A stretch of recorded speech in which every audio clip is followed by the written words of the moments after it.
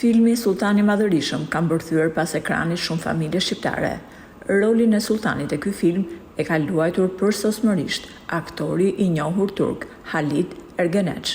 Ky film ka miliona shikime në YouTube dhe është transmetuar dhe në shumë vende të botës. Ai shumë vëmendje mori filmi saqë dhe vetë presidenti turk Recep Tayyip Erdogan ka shkuar në shesh xhirim për të parë nga afër realizimin e filmit. Megjithatë, një lajm as pak i mirë ka ardhur për aktorin e famshëm turk, pasi gjykata e ka dënuar me burg sepse u shpall fajtor për dëshmi të rreme. Por çfarë ka ndodhur?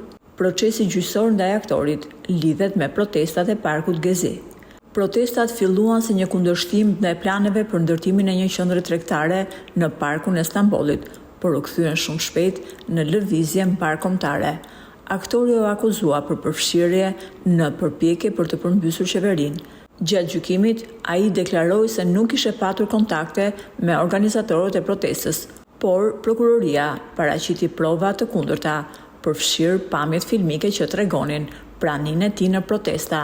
Në fund, gjykata vendosi me dënimin e tij me 1 vit e 10 muaj dhe 15 ditë burg.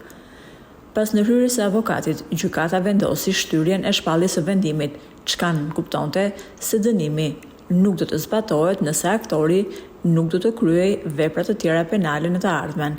Praktikisht, ky vendim do të rri pezull, por në momentin që ka edhe shkelje më të vogël ligjore, vendimi do të hyjë në fuqi menjëherë. Nga froni i lavdis në skenë, drejt hijes në sallën e gjyqit. Kjo ishte mënyra se si ndryshoi fati një sultani. Halit Ergenç, idhulli i miliona shikuesve, përballet sot jo me kamerat, por me ligjin. Një dënim i pezulluar, një karrierë e ndritur dhe një pyetje që ndes debat. Apo ndërshkohet aktori për mendimin e tij, apo drejtësia po bën detyrën e saj. Kemi dëshirë të lexojmë mendimin tuaj në komente.